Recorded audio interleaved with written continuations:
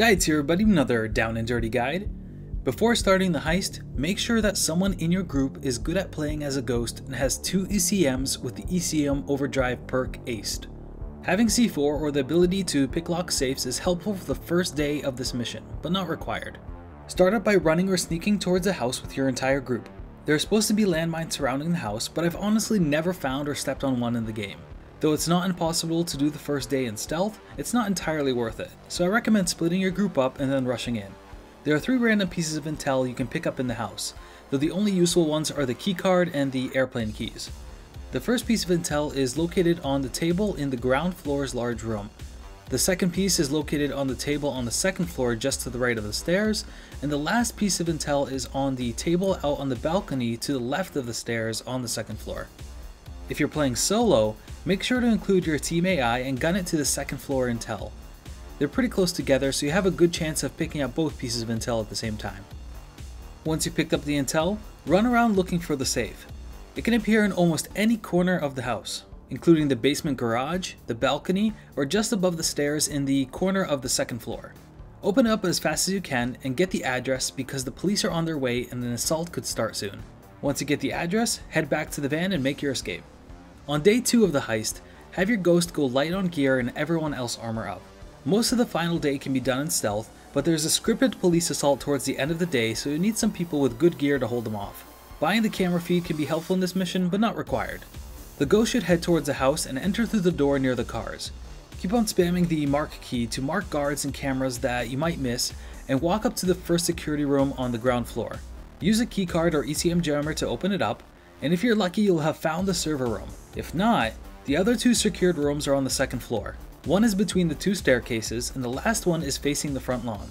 If you didn't pick up the keycard and used up your ECM jammers, you need to drill open the 3rd door. This heist has 6 guards, though 2 are generally stationary and only 4 of them walk around. Be careful when taking out anyone though, as the house is very open and guards can spot a body from miles away. Once you find the server room, hack the server and wait another couple minutes to unlock the lab. Once the lab is unlocked, head down to the 1st floor. The lab is located almost right in the middle of the house, sort of underneath the main hallway staircase. Open up the lab and head down, then quickly check the room for the scientist. Most of the time he is here, so zip tie him up. You'll want to do this quickly because any wandering guards who notice that the lab door is open will begin to sound the alarm.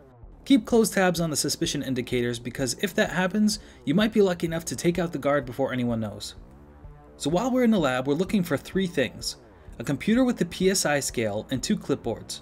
Most all the computer monitors in the heist are hard to make out, but one of the monitors has a less than or greater than symbol followed by a number in the upper right hand side of the monitor.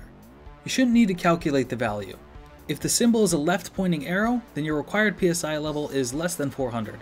If it's a right pointing arrow, then your required level is either exactly 400 or greater than 400. There should almost always be at least 1 clipboard in the basement, though in a best case scenario you'll find both. If there's only 1, you'll need to search the entire house to find the second one. 1 clipboard will mention the gas that you need, either nitrogen, deuterium, or helium. Each engine has a small colored gas tank and a large blue gas tank attached to it. The special gas you need is one of the colored small tanks. Once you know the gas, you can reference the whiteboard between the 2 labs to see which gas corresponds to which color of small tank. The second clipboard that you'll find will have the number of hoses attached to the engine, represented by a large H at the bottom of the clipboard. A single H represents a single hose, 2XH represents 2 hoses, and 3XH means 3 hoses. Hoses are attached to the engine from the large blue tanks at every engine. Once you have all 3 bits of info, begin checking the engines. Start by looking for the correctly colored small gas tank, then check the PSI level. If the tank and PSI level looks good, check how many hoses are attached to the engine. Once the stars are all aligned, pick up the engine and head out of the lab. It's highly recommended to have the mule perk so they can carry bags faster, because the engine slows you down a ton.